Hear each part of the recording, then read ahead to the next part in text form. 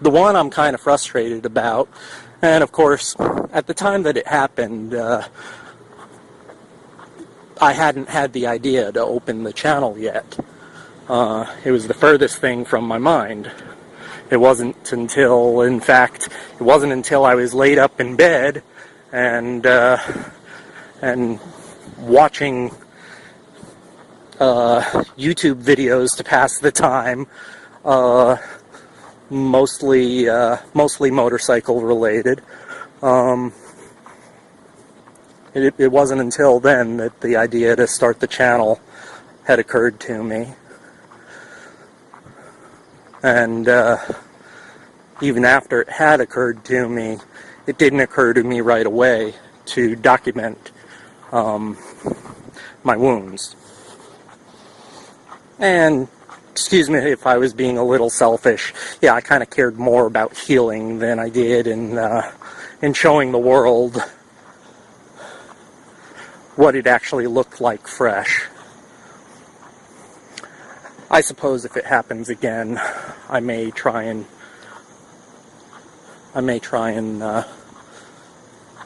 film it closer to things actually occurring, assuming I'm up for it.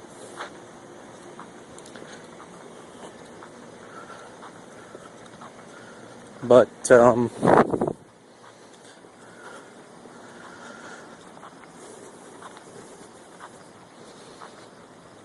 at this point, it's been long enough that, with the exception of the worst of the injuries, most everything is pretty much healed.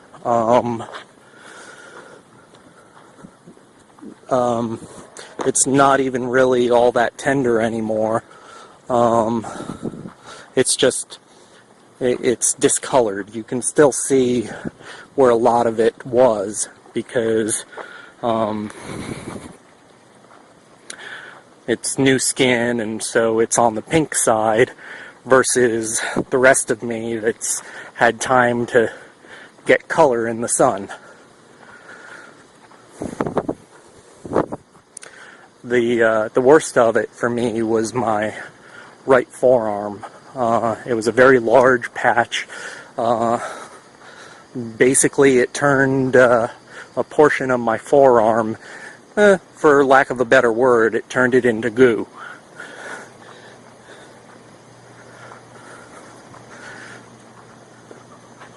That's right, goo. G-O-O.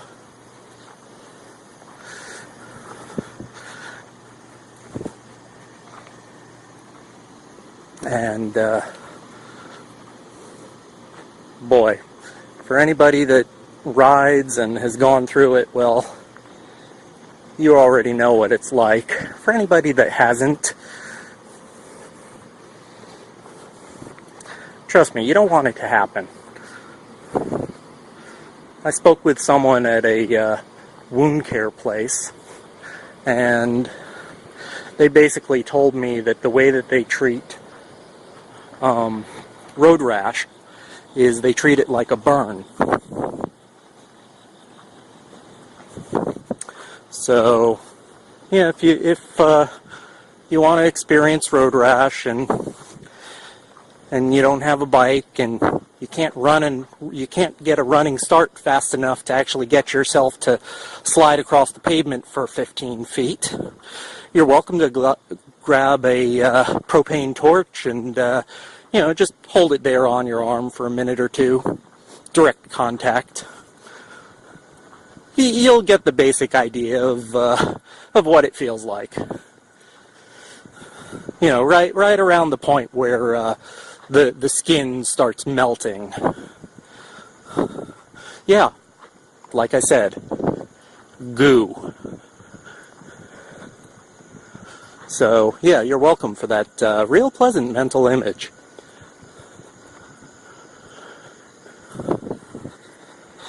But my plan was for showing the wounds was I was going to go to my gym pretty late at night and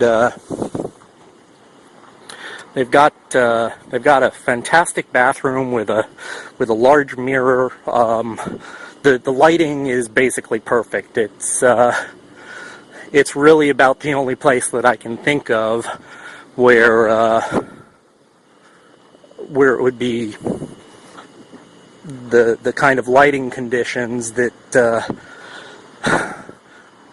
would allow me to do a good job of showing what kind of injuries I had. But at this point, it's nearly too late, except for my forearm, and I don't know, I can snap some photographs and basically just go into a paint program and outline the edges, and hell, I suppose I could even Photoshop things and give you an idea of what it looks like.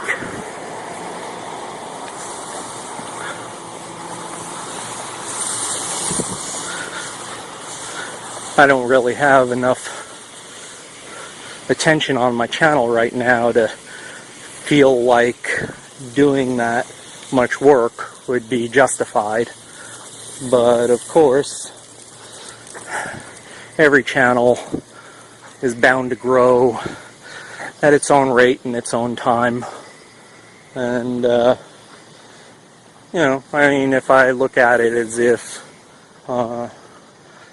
it'll grow well, or at least reasonably,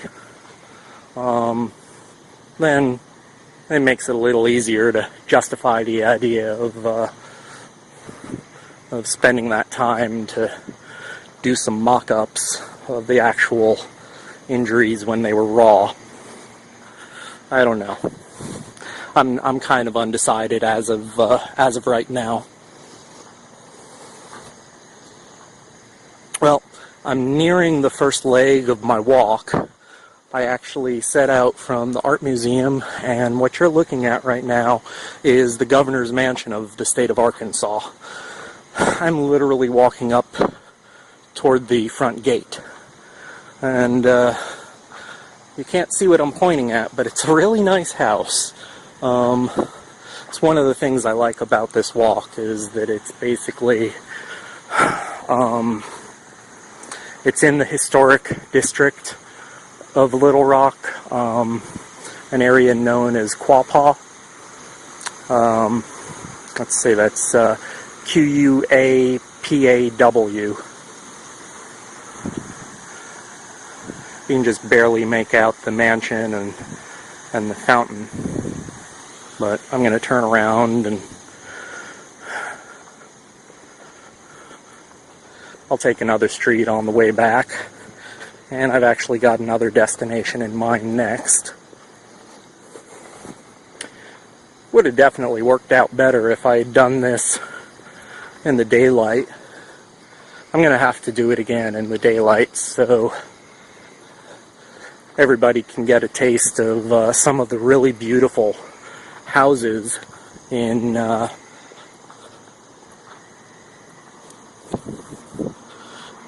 the area, in this historic district, because some of them are just really, really nice examples of architecture.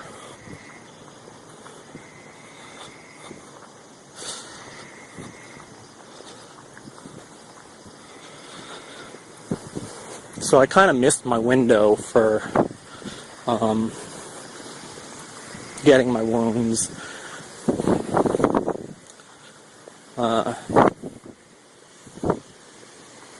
going to the gym and getting them in good lighting, but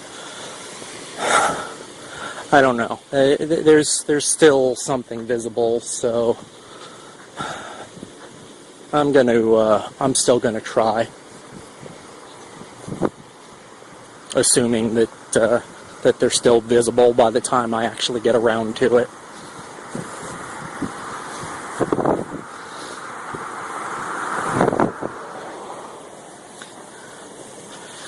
Yeah, I'm pretty much walking straight down the street rather than using the little footpaths they provide, which you can't really see too well, but it's over there. I generally, when I go walking here, provided that it's safe, and usually in my experience it's been safer to walk along the street than it is for the footpaths, because the problem with a city like Little Rock that isn't really pedestrian based is nobody gives a shit as to the condition of the walkways. So, heaven forbid you should have a kid that walks home from school, and yeah, you have that happen, and sure, kids are resilient and agile, at least you hope they are.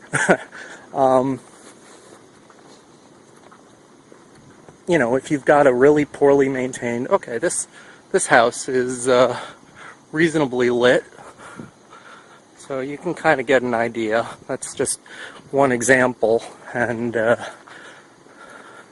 there's all different kinds of houses. I mean, they don't all look like that one. That's part of the appeal. Nothing is cookie cutter. I hate cookie cutter. It drives me nuts. I think that's basically my own personal idea of what hell would be.